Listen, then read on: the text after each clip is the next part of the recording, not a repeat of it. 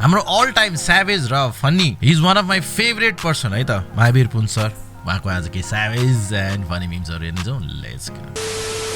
Hostel 3 खेलिसकेको मान्छे हो। आविष्कार केन्द्रमा पनि यस्तै छन् एउटा मैले एउटा बाबाजी भन्छु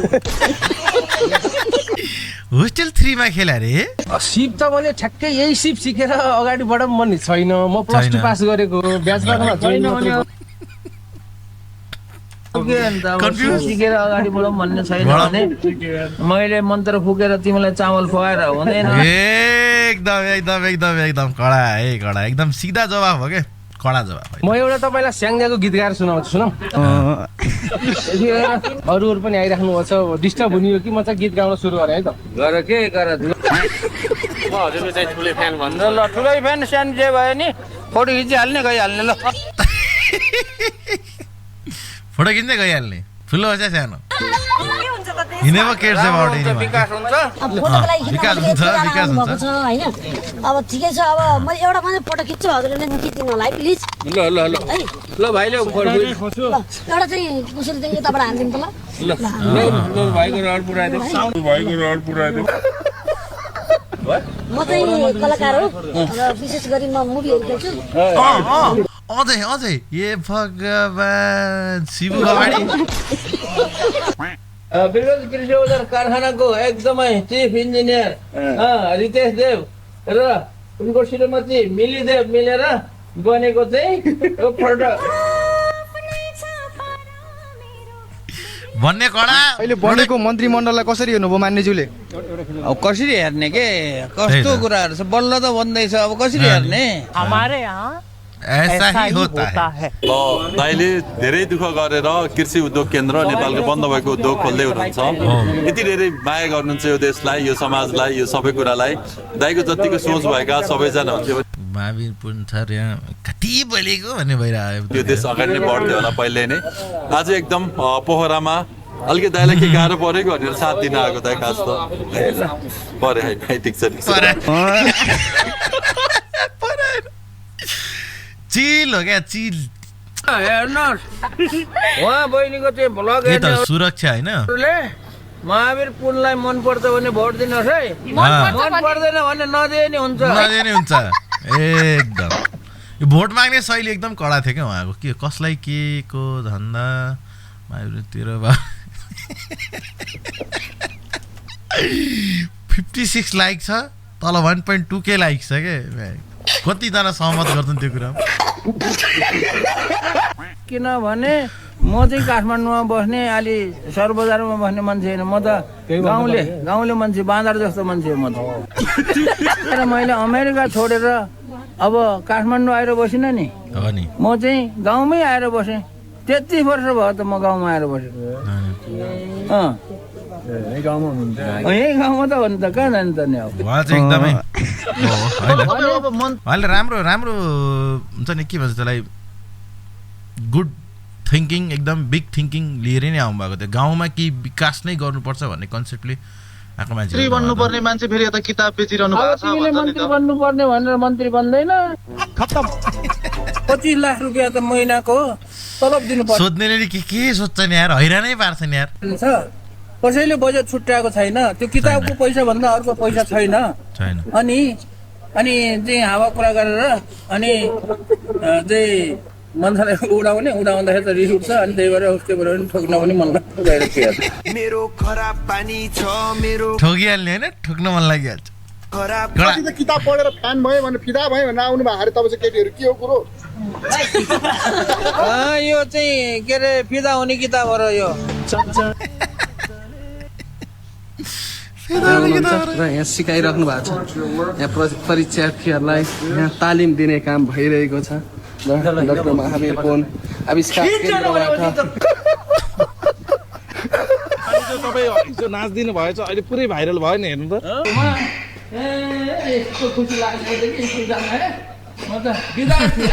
तपाईँ नाच्दिनु भएछ $50 त त्यो नाचेको पैसाले कमाइसक्यो त अनि नाच्दा 1 मिनट पनि नजाँदाखेरि $50 कमाइन्छ भनेदेखि किन ननाच्ने। ए हो र ए महावीर पनि सरको पनि एकाउन्ट मोनेटाइज छ भनेपछि मुद्दा उठाउने नि आज शनिबारको दिन कहाँ उठाउने मुद्दा यहाँ उठाएछ मुद्दा बालेन शाहबाट कस्तो खालको अपेक्षा छ हजुरलाई व्यक्तिगत रूपमा राम्रो गर्छ होला भन्ने अपेक्षा छ ल सिम्पल एकदम सिम्पल छोटो मिठो होइन लिनुभयो बालेन्द्र शाहले प्रधानमन्त्रीको रूपमा तपाईँले शुभकामना पनि दिनुभयो के भने शुभकामना दिनु अलिकति भनिदिनुहोस् ल शुभकामना राम्रो काम गर्ने भनेर शुभकामना हो अरू के दिने हो मैले नेपालमा आइसकेपछि चाहिँ मेरो क्याफेमा गएर उहाँको बुक चाहिँ मैले केही मात्रामा आफूले लिन्छु अनि अरूलाई पनि बाँड्छु भन्ने किसिमको मैले सोचिराखेको थिएँ पछि गएर अब मिना दिदी मसँग नजिक अनि दिदीले चाहिँ धरानमा धेरै बोल्नु भएको देखेको थिएँ ठक्कै दिदी योचोटि आउनु माननीय भसी पनि ठक्कै दिदी मिना दिदी मसँग नजिक अनि दिदीले चाहिँ धरानमा धेरै बोल्नु भएको देखेको थिएँ ठक्कै दिदी योचोटि आउनु माननीय भसी पनि किताब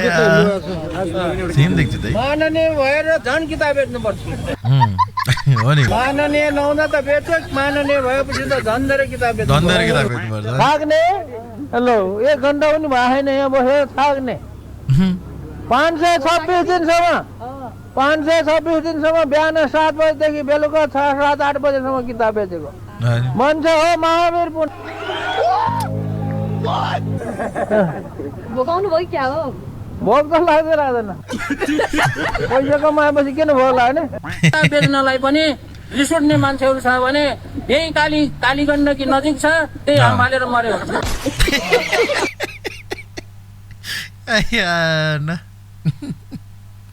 कमेन्टमा कसैलाई गाली दिनु छ भने त्यही नजिकै खोला हाला हाम हालेर मर्ने अब पत्रकार भाइहरू खै बहिनी त रहन्छ कि पत्रकार बहिनी त रहन्छ कि अरे मलाई यसो देख्न आएको नेताहरू सातो गयो भन्छ नि मानिसहरू पुरा नेताहरूको त सातो जान थाल्यो भागा सातो जानु पर्दैन किन सातो जाने जेल हाल्न थाल्यो नि त धमाधम जेल हाल्दैमा किन सातो जाने जेल हाल्ने बस्ने अब दिन बस्ने अनि निस्किने तर कडा है कडा Mahabir Pun is a very great person उहाँ एकदमै बवाल हुनुहुन्छ उहाँ त एकदम स्याभेज नम्बर 1 स्याभेज हो कि उहाँ त मन्त्रीज्यू नमस्कार आराम हुनुहुन्छ के गरिरहनु भएको छ मन्त्रीज्यू खास अहिले तपाईँ गरिरहेछ भाउ काम गरिरहेछ के नेपाली जनताले शिक्षामा ठुलो आमूल परिवर्तन गर्न चाहिँ खोजिएको देख्न खोजिरहेछन् आमूल परिवर्तन हो शिक्षामा भन्ने चाहिरहेछन् तपाईँ कति गर्न सक्छु जस्तो लाग्छ कति समयमा आमूल परिवर्तन गर्नु पर्यो भन्नु त रातारात मान्छेले खोजेकै त्यही हो कि रातारात गर्नुपर्ने हो नि के तर अहिले आजभोलि रातारात परिवर्तन भइरहेको छ हाम्रो अगाडिको बाटो बनेको थिएन यार हिजोसम्म हिलो त बिहानसम्म हिलो भनौँ न के हिजो भने बिहानसम्म हिलो बेलुका जाँदाखेरि त पिच गइसकेको तर बवाल भइरहेछ एकदम बवाल सुपर फास्ट काम भइरहेछ बाटो बनाउने काम चाहिँ बानेरै सिस्न लागेको छ सन् डाक्टर सुरेन्द्र केसीले भन्छ नि किताब बेचेर पनि कारखाना चल्छ भनेर भन्छ क्या अनि चले छैन त त्यस कारणले जसले चाहिँ किताब बेच्नु हुँदैन भनेर विरोध गर्छ त्यो मान्छेको दिमागमा गु गरिएको हुन्छ मानिज्यू त्यतिखेर वकिलहरूलाई चाहिँ सिंहदरबारलाई निषेध गरेको भन्ने कुरा आइरहेको छ वकिलहरूलाई थाहा छैन यार अहिले सामाजिक सञ्जालमा तपाईँको एउटा भिडियो निकै भाइरल भएको छ जस्तै तपाईँको हातमा चुप्पा गरेको फोटो छ नि किताब बेच्दाखेरि एउटा बहिनीलाई साह्रै मन पर्यो तपाईँले माया लाग्यो भने नेपालमा सदियौँदेखि एउटा भाइरस छ त्यो भाइरसबाट बच्न चाहन्छु बच्नुहोस् भन्ने अनुरोध गर्न चाहन्छु त्यो भाइरस भनेको के हो भने नातावाद कृपावाद चापलुसीवाद र चाकरीवाद यो भाइरसले चाहिँ छोडेको छैन यो भाइरसले भाइरसबाट छुटकारा पाउनको लागि तपाईँहरू सबै चाहिँ यसबाट चाहिँ बच्नु पर्ने हुन्छ र अब यसबाट म के भन्न चाहन्छु भने म धादिङमा सुशासन स्थापना गरी भ्रष्टाचार गर्न आएको हुँ हाँसु पनि के थियो र क्या होइन उहाँले एकदम सही भन्नुभएको थियो त हाँसेको नि भइहाल्थ्यो होला के भन्छ महावीर मुला अनि मुला पनि अलि व्रता भएको छ कुन दिन चोकमै 2 लात्ती भेट्छस् गरे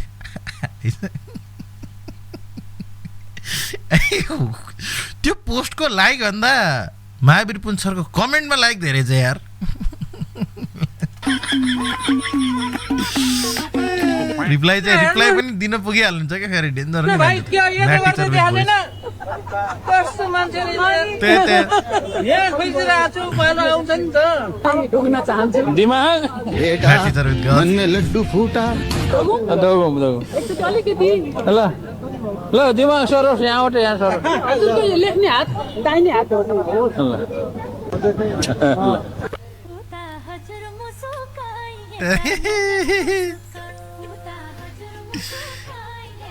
ये सब क्या देखना पड़ रहा है भन्नु वाला है अलिकति रेस्ट गर्नु पर्यो मन्त्रीज्यू मर्दैन रेस्ट गर्ने मान्छे होइन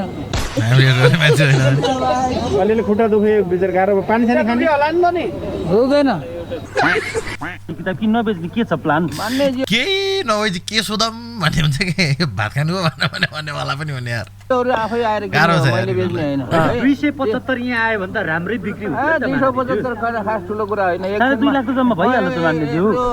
म चाहिँ कोपुण्डलमा अथवा म चाहिँ बल्खुमा कुनै चोकमा एकछिन बस्यो भने 275 एकछिनमा 1 घन्टामा बेचिदिन्छु उहाँहरूको भूमिका अहम देखिन्थ्यो यसपटक त्यो भूमिका अब एक्लो सांसद त तपाईँ हुनुहुन्छ स्वतन्त्र जितेको लेभलका था भन्छ नि तपाईबाट अपेक्षा गरिरहेछन् जनताले अलिकता बलियो प्रस्तुति आउनु पर्यो भन्ने छ तपाईँ बलियो परिस्थिति भनेर राजनीतिक कुरामा मेरो बलियो परिस्थिति सरस्थिति भन्ने आउँदैन अब देश विकासको कुरामा परिस्थिति चाहिँ बलियो नै आउँछ कारबाहीलाई कसरी हेर्नु भएको छ एकदम राम्रो गरेको छ अहिले है किनभने ठोक्नै पर्छ एउटा क्वेसन गर्छु है हुन्छ क्वेसन हजुर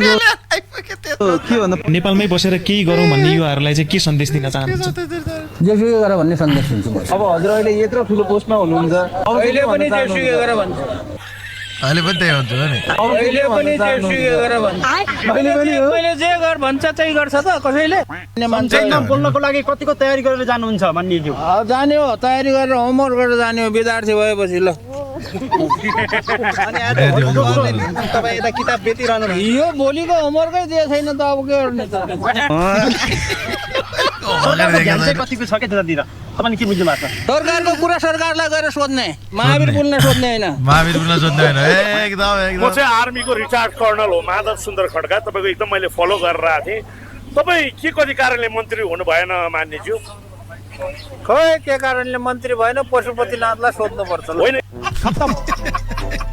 मलाई यो किताब फोकटमा दिनुहुन्छ त पैसा किन्ने हो फोकटमा त आउँदैन फोकटमा त कहाँ आउँछ यार र हामीले तपाईँलाई आशा राखेको छौँ तपाईँ मन्त्री भएर हामी नागरिकहरूलाई केही सेवा पुर्याउनुहुन्छ भने फेरि किताब बेचेर हिँड्न थाल्नुभयो तपाईँ यो ठिक लागेन मन्त्रीज्यू मलाई ल पूर्व मन्त्रीज्यू पछि ठिक लाग्छ अहिले ठिक नलाग्यो पछि ठिक लाग्छ कडा अरे बाबा उहाँले किताब बेच्दै हुनुहुन्छ त यार केही राम्रो काजको लागि बेच्दै हुनुहुन्छ राम्रो कामको लागि त अलिकति हात बढाउने यार मान्छेहरू त यस्तो पनि भनेर आउँछन् होला नि मन्त्रीज्यू सोफा मुनि केही छ पछि हेर्नुहोस् या तपाईँको भान्सामा झोलचौटा आछ होला यस्तो भन्ने मान्छे चाहिँ भेटी पनि थिएन त्यो त आएको छैन यदि आयो भने त्यसलाई मैले ठोकिहाल्छु तपाईँ चाहिँ आफ्नो सपनालाई पुरा गर्नका लागि यति हुटुटी गर्नुहुन्छ कि तपाईँले आफूले पाएका पुरस्कार विभूषण सबै कुराहरू बिक्री गरिदिनुहुन्छ त्यो चाहे रोमन म्यागसेसे पुरस्कारदेखि लिएर कसैले शुभेच्छुकले दिएको अमूल्य उपहार पनि त्यसको मूल्य हुनु पर्दैन तपाईँले दिनुभएका सबै कुरा त्यसरी बेच्दै जाएपछि त भोलि तपाईँलाई माया गरेर श्रद्धा गरेर किन तपाईँलाई उपहार दिने अब उपहार दिनु मन लागेन भने नदिए पनि हुन्छ है